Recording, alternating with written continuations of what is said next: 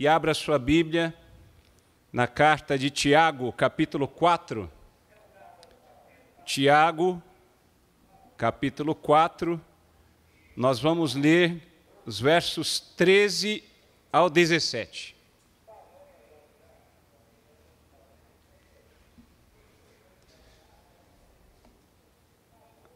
Tiago 4,13 diz assim a palavra do Senhor. Ouçam agora, vocês que dizem, hoje ou amanhã iremos para esta ou aquela cidade, passaremos um ano ali, faremos negócios e ganharemos dinheiro. Vocês nem sabem o que lhes acontecerá amanhã. Que é a sua vida? Vocês são como a neblina que aparece por um pouco de tempo e depois se dissipa. Ao invés disso, deveriam dizer, se o Senhor quiser, viveremos e faremos isto ou aquilo. Agora, porém, vocês se vangloriam das suas pretensões. Toda vanglória como essa é maligna. Pensem nisto, pois quem sabe que deve fazer o bem e não o faz, comete pecado. Vamos orar mais uma vez. Querido Deus, amado Pai Celestial, no nome do Senhor Jesus Cristo, pedimos que o Espírito Santo ilumine mentes, corações, a fim de compreendermos as verdades reveladas na Tua Palavra. Repreenda, Senhor, toda oposição espiritual, fale conosco nesta noite, que eu seja a boca de Deus a este povo, a todos que me ouvem aqui, neste templo, e também aqueles que ouvem aí na sua casa, através da transmissão online. Muito obrigado, Senhor, pelo privilégio que temos de ouvir e meditar na Tua Palavra, e que tudo seja realizado para a honra e glória do Teu santo nome. Esta é a nossa oração no nome do Senhor Jesus. Amém. Pode se assentar. O título da nossa mensagem, Diante da brevidade da vida.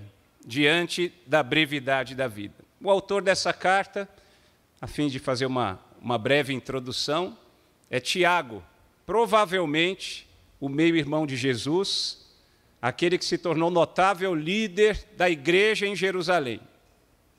Tiago, ele escreve esta carta que é considerada uma carta de sabedoria, uma carta com conselhos práticos, objetivos, conselhos para aplicarmos em nossas vidas. É interessante que Martinho Lutero, o reformador, ele chamou esta carta de a Epístola de Palha, tamanha oposição que Lutero fez a esta carta.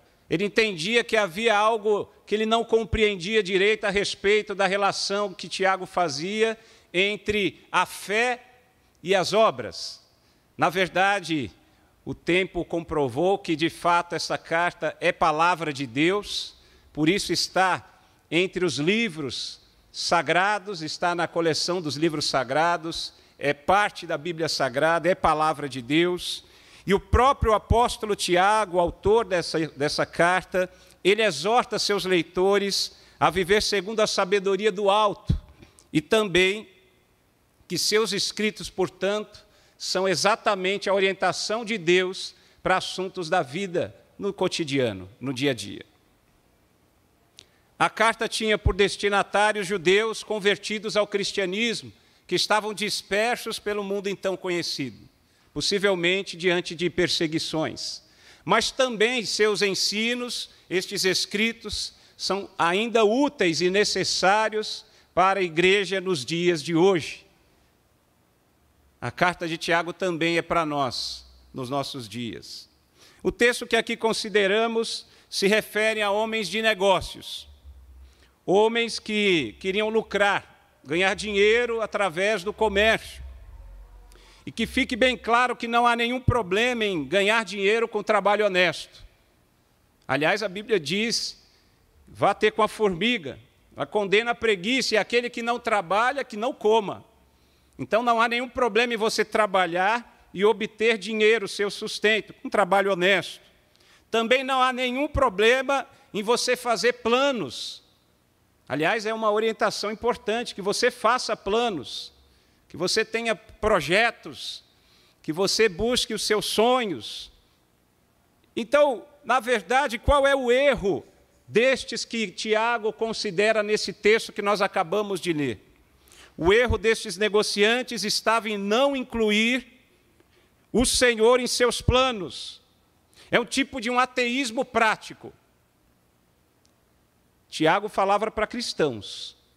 Como é que é esse negócio de ateísmo prático? Embora professassem a fé cristã, na prática, no seu dia a dia, eles viviam como se não houvesse Deus. Eles desconsideravam os propósitos e a vontade de Deus nos seus planos. Veja que não há no texto nenhuma menção à oração ou dependência de Deus. Que grande perigo cristãos que vivem à margem do Evangelho. Isso é uma contradição. E é um grande risco para a alma daquele que se auto-intitula cristão, filho de Deus. E a pergunta que eu faço para todos nós nessa noite: o que temos feito com o tempo que o Senhor nos dá nesta vida terrena? O que você tem feito com o tempo que o Senhor deu a você nesta vida? A realidade da brevidade da vida e da morte é cruel e não pode ser desprezada. E com base nesse texto eu quero trazer duas lições para as nossas vidas. A primeira lição, que é uma aplicação para as nossas vidas: devemos considerar a brevidade e a fragilidade dessa vida. Entendam que mesmo com o aumento da expectativa de vida, da longevidade, da qualidade de vida, nós temos aí os benefícios da ciência que avança, ainda assim não podemos deixar de depender de Deus. Pois é o Senhor que determina tanto o dia do nosso nascimento, quanto o dia de nossa morte. Hoje estamos vivos, amanhã podemos não mais estar. Não há certeza tão clara como a da transitoriedade da vida. Não há ninguém que fique imune aos grilhões da morte. A Bíblia diz que a morte é o último inimigo a ser derrotado. Ainda mais em tempos de pandemia, quantas pessoas próximas, pessoas queridas, entes queridos, amigos, estão sendo recolhidos. A morte é cruel, mas a morte é uma realidade na vida humana. Esta aparente contradição é uma realidade e nós devemos enfrentá-la à luz da palavra de Deus. O desespero e a desesperança de quem não crê em Deus conduz a práticas não só pecaminosas, mas práticas bizarras. Não sei quantos já ouviram falar em criogenia humana. Há ricaços, pessoas que são abastadas, têm muito dinheiro, que depois da morte são congeladas. Congela-se o corpo inteiro, às vezes só a cabeça, para preservar supostamente o cérebro, na expectativa de um avanço da ciência e que, então, esta ciência avançada possa trazê-los de volta. O Deus desta gente é a ciência. Eles colocam a medicina no pedestal e se prostram diante da sabedoria humana. Que loucura! Fortunas são desperdiçadas. Louvado seja Deus, porque eu e você, nós que cremos no Senhor Jesus Cristo, nós cremos na ressurreição e não precisamos apelar a essas práticas bizarras, porque o autor e o consumador da vida, o Senhor Jesus, Ele há de ressuscitar toda a humanidade no dia do juízo. Provérbios 27:1 diz: não te glories do dia de amanhã, porque não sabes o que trarás à luz. É importante que você entenda que apesar da certeza da morte, você deve cuidar do seu corpo, da sua saúde. Você deve cuidar da sua alimentação. Você deve fortalecer a sua imunidade, descansando. Boa noite de sono, uma alimentação balanceada, prática regular de atividades físicas. É importante que você tenha atividades prazerosas, ouvir boa música, boa gastronomia, um bom bate-papo com amigos, viagens, tudo isso é genuíno, é legítimo. Você precisa cuidar do seu corpo, você precisa cuidar das suas emoções. No entanto, a vida terrena é passageira, transitória e efêmera. Não há como eliminar este aspecto, a brevidade da vida. Devemos considerar a brevidade e a fragilidade dessa vida, e não podemos fazer planos confiando somente em nós mesmos. Isto consiste numa verdadeira arrogância, uma presunção, talvez por conta do nosso DNA adâmico, assim como Adão e Eva quiseram determinar o bem e o mal, certo e errado, independentes de Deus.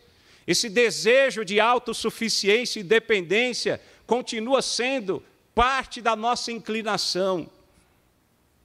Mas a Bíblia Sagrada, que é a palavra de Deus, nos revela o quanto o homem age insensatamente quando quer esta independência. Nós fomos criados por Deus, e de tal forma nós somos absolutamente dependentes de Deus. Nós precisamos do Senhor. Salmos 39, 5 diz: Eis que fizeste os meus dias como a palmos, o tempo da minha vida é como nada diante de ti. Na verdade, todo homem, por mais firme que esteja, é totalmente vaidade. Essa vaidade no sentido de como correr atrás do vento, da insignificância e a transitoriedade da vida. A vida é passageira. Tiago chega a dizer que a vida é como neblina, uma névoa passageira, um vapor que uma hora existe e daqui a pouco se dissipa. Esta é a característica da vida humana. Não temos muito tempo nesta terra. A Bíblia chega a falar em 70 ou 80 anos de idade. Mesmo assim, o salmista, na verdade Moisés, lá no Salmos 90, 10, diz que esse orgulho de 70, 80 anos, quem chega a 80 anos, não passa de enfado e canseira. Porque é fato que, além desta brevidade, há também o aspecto da fragilidade da vida, uma marca de todo ser humano. Nós temos sono, fome, nós envelhecemos, estamos sujeitos a doenças. A Bíblia diz que o nosso corpo é o corpo de humilhação. É um corpo abatido que aguarda uma transformação. Isso está em Filipenses 3. Salmos 39, 4 diz: Faze-me conhecer, Senhor, o meu fim e a medida dos meus dias qual é, para que eu sinta quanto sou frágil. Muitas vezes agimos aparentemente como se não tivéssemos consciência das nossas limitações. Queremos viver como se fôssemos viver para sempre aqui nesta vida terrena. E é por isso que o salmista diz da importância da consciência da nossa fragilidade, da brevidade de nossa vida, porque isso vai ter um reflexo importante, um impacto naquilo que fazemos e da maneira com que vivemos. A segunda lição importante que aprendemos desse texto lido, Tiago 4, devemos considerar a vontade de Deus na vida e em nossas realizações. No versículo 13, Tiago ele faz uma descrição desses negociantes. Esses negociantes fizeram todo um planejamento para o futuro, um planejamento completo. Acompanhe comigo. Ouçam agora vocês que dizem, hoje ou amanhã, é o tempo. Iremos, ou seja, é o plural nós, são os que participam dessas atividades, para esta ou aquela cidade ou lugar. Passaremos 1 ano ali, a duração daquele projeto. Faremos negócios, é a atividade a ser realizada e ganharemos dinheiro, é a meta ou objetivo. Um planejamento completo. Um planejamento importante para quem quer se envolver nessa atividade de negócios. Tiago, eu repito, reitero, não combate o planejamento. Nós devemos fazer planos. Por outro lado, é totalmente insensato, uma grande tolice, fazer planos desconsiderando Deus. Devemos confiar nosso futuro ao Senhor. Ele é o Senhor da história. Neste ponto, eu quero destacar exatamente essa imprevisibilidade da vida humana e dos projetos humanos. Lucas 14, 28 ao 32, nós vemos que há, sim, uma indicação para o planejamento. Ali no contexto diz respeito ao planejamento e à reflexão daquele que quer seguir ao Senhor. Mas o princípio do planejamento serve para todas as áreas de nossas vidas. Eu pergunto a você, aliás, faça essa pergunta a você mesmo. Você leva em consideração a vontade de Deus na decisão de um casamento, com quem você vai se casar? Talvez você esteja pensando em mudar de residência. Você tem levado em consideração a vontade de Deus? Você vai viajar, você vai passear, você leva em consideração o que Deus pensa? A faculdade que a pessoa vai decidir? O noivo ou noiva, futuro cônjuge? A igreja que vai frequentar? A profissão que vai exercer? Todas as áreas de nossa vida devemos levar em consideração a vontade e os propósitos de Deus. Não podemos controlar o futuro. E quem assim age incorre na tentativa humana, desde do Éden, de usurpar o trono de Deus. Primeiro, Satanás, até antes disso, tentou tomar o lugar de Deus. Depois, Adão e Eva, desobedecendo a Deus, quiseram ser semelhantes a Ele, quando desobedeceram ao Senhor, e assim passaram a definir o que era certo e errado, independentes do Senhor. Devemos, sim, confiar o futuro a Deus e viver para a glória do Senhor. O texto bíblico que nós lemos revela a incapacidade do homem para controlar o futuro. É interessante que, embora seja uma prática boa, razoável, fazermos planos, planejamento, é fato que muitas vezes as coisas fogem ao nosso controle. Tudo aquilo que você detalhou, suas metas, objetivos, seus projetos, seus sonhos, tudo anotado, tudo isso apontado, e de repente surgem imprevistos, coisas que escapam ao nosso controle e acabam frustrando todo aquele planejamento que foi cuidadosamente realizado. É o orgulho humano que nos faz acreditar que podemos ser independentes de Deus, autossuficientes, e assim, na prática, abandonamos a Deus. Quando fazemos projetos, quando realizamos planos, sem considerar os propósitos e a vontade divina. Veja a situação em que vivemos agora da pandemia do novo coronavírus.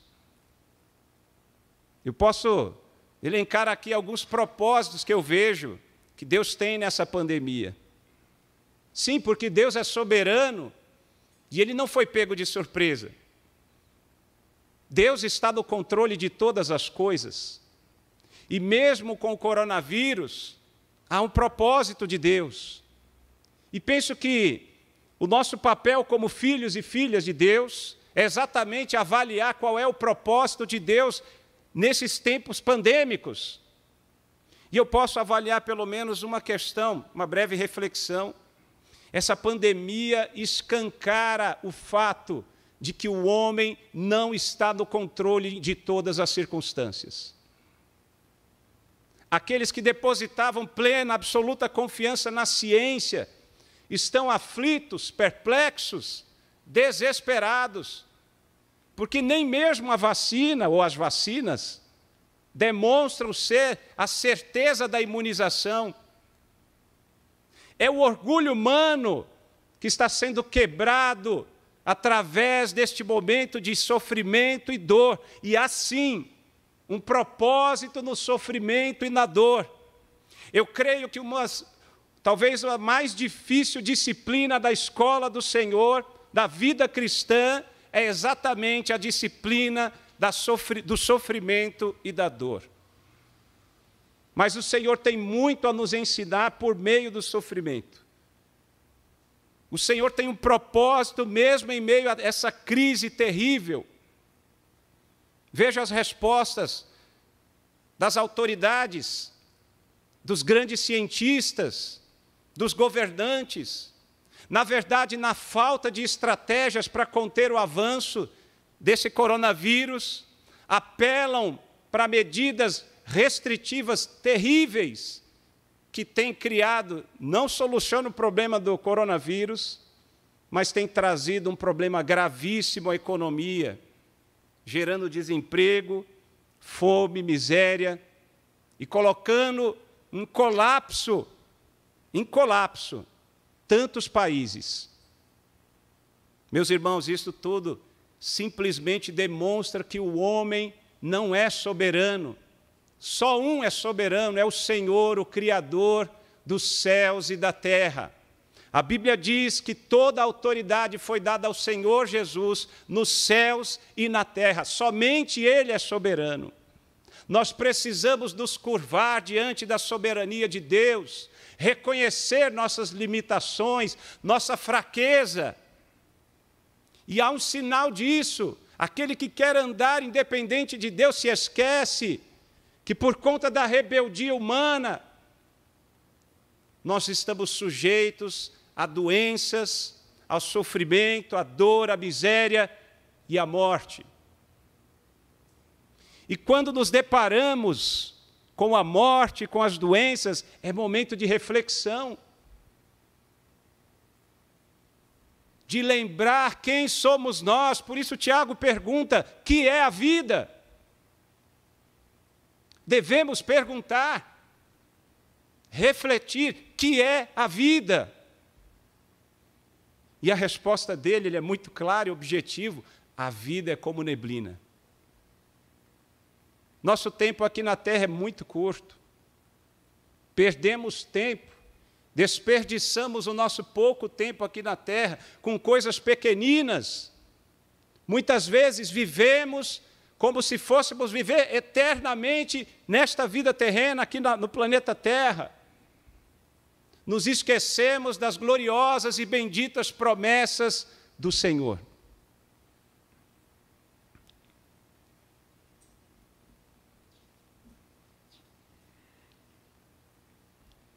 Ninguém deve deixar de considerar se o Senhor quiser. Se o Senhor quiser, diz respeito à vontade de Deus. Há quem diga, quando você usa essa frase, se o Senhor quiser, quando encerra uma oração, você acaba com a sua oração. Que pretensa arrogância! A oração é exatamente a submissão à vontade de Deus. Por isso, esta frase resume muito bem a disposição do nosso coração, de confiar somente em Deus, de esperar que seja feita a vontade de Deus e não a nossa. É por isso que nós nos reunimos nesse ajuntamento solene, esta reunião de crentes, os filhos de Deus, nós buscamos a vontade do Senhor. O culto existe em razão de Deus e não em razão das nossas necessidades. Embora o nosso Deus clemente e misericordioso derrame inúmeras bênçãos sobre nós, mesmo não merecendo, nenhum de nós merece. É graça sobre graça derramada na minha e na sua vida. Quando se pensa em planos, deve-se considerar as limitações humanas e a incerteza da vida e a falibilidade dos planos e projetos humanos. Se o Senhor quiser, viveremos, Deus é o doador e o sustentador da vida. Podemos tentar prorrogar a nossa morte ou as doenças, mas é fato, se não houver a bênção de Deus, todo o nosso esforço é em vão. Se o Senhor quiser, viveremos e faremos isso ou aquilo. Deus está no controle de todos os empreendimentos e realizações que ocorrem neste mundo. Até mesmo daquele que se diz ateu, agnóstico, livre pensador, cético, aquele que duvida da existência de Deus ou aquele que nega a existência de Deus, até mesmo estes estão debaixo da vontade do Senhor. Ninguém escapa à soberania de Deus. Entretanto, se o Senhor quiser, esta frase não pode ser pronunciada de forma vazia e mecânica. Como eu já disse, ela deve representar aquilo que está em nosso coração, a nossa vontade. Que seja feita a vontade de Deus. Provérbios 16:3 diz: confia ao Senhor as tuas obras, e teus pensamentos serão estabelecidos. Faço algumas considerações finais com respeito a esse texto. Não há problemas em fazer planos, mas a atitude de quem os faz com presunção e excessiva autossuficiência é pecaminosa. Não há nenhuma dúvida sobre a falibilidade dos projetos humanos. Não podemos excluir Deus de nosso futuro, pois Ele é o Senhor soberano da história. E somente Ele tem o controle de tudo. O amanhã pertence a Deus e nossas vidas estão em suas mãos poderosas. Diante da brevidade da vida e da inquestionável soberania de Deus, deixar de orar e agir com independência de Deus é verdadeira loucura. Por que desprezar a vontade de Deus se Ele tem sempre o melhor para nós? O texto que lemos nos remete à necessidade de mudança de atitude, de arrependimento. Deixar de praticar esta vida como se não houvesse Deus. O ateísmo prático. Considerar a vontade do Senhor em tudo que fazemos, em todos os nossos planos e em todas as áreas de nossas vidas. E para conhecer a vontade de Deus e seus propósitos, é fundamental a dedicação, a meditação e estudo na palavra de Deus, a Bíblia Sagrada. Uma vida de oração, entregar-se ao Senhor, derramar a sua alma diante do Deus Todo-Poderoso. Nossas orações envolvem não somente petições, nós apresentamos a Deus nossas necessidades, mas deve existir também a ação de graças, a gratidão, a intercessão. Mas, acima de tudo, nas nossas orações devemos clamar para que a vontade de Deus seja feita em nossas vidas. O senso da finitude e da mortalidade não elimina a viva esperança dos filhos de Deus. Nossa esperança em Cristo não está limitada a esta vida. Cristo vive e voltará. Ele já venceu a morte e nós também a venceremos. Precisamos aprender a viver. Precisamos aprender a viver. Administrar melhor o nosso tempo. Valorizar as boas amizades. Cultivar bons relacionamentos. Viver o verdadeiro amor cristão. Mas também precisamos aprender a morrer.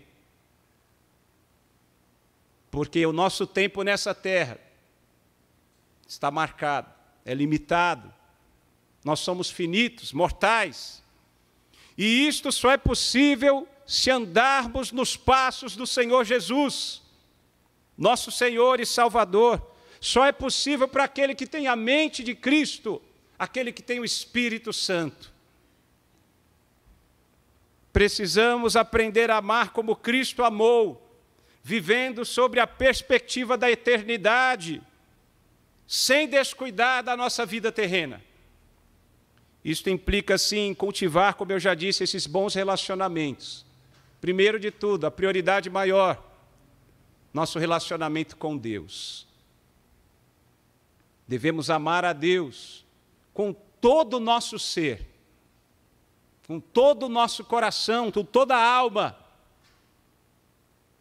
O relacionamento com o nosso próximo. Devemos amar o nosso próximo como a nós mesmos. Amar a Deus e o próximo é o resumo do grande mandamento que o Senhor nos deixou.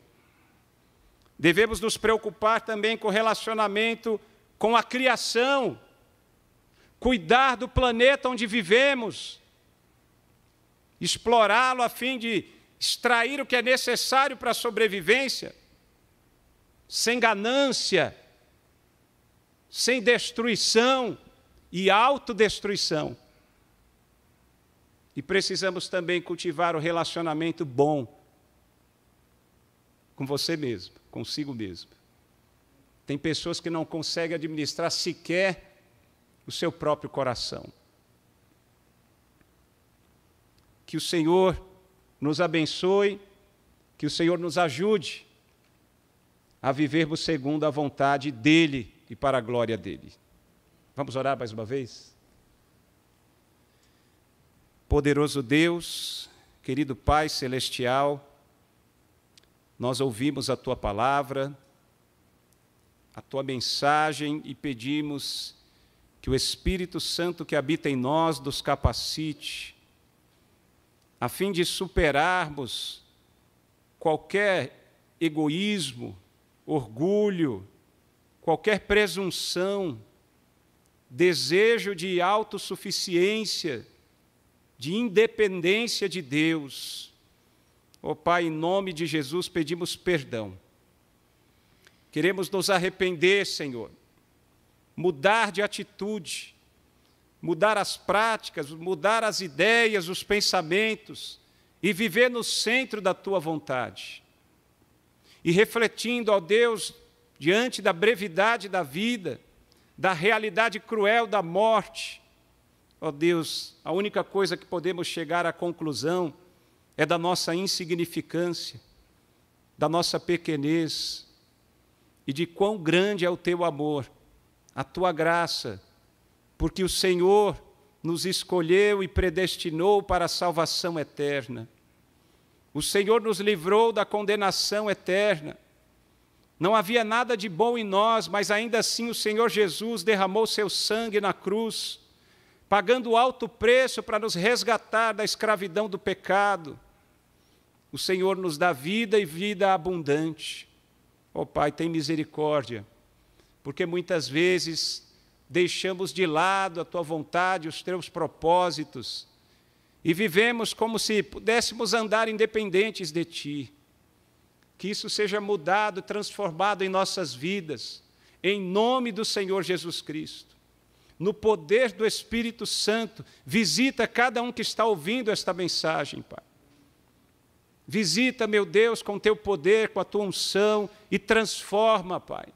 Liberta, Senhor, cura, restaura, fortalece na força do Espírito de Deus. Ó Pai, nós expressamos toda a nossa gratidão no nome do Senhor Jesus Cristo, aquele que vive e reina para todos sempre. Amém e amém. Deus seja louvado.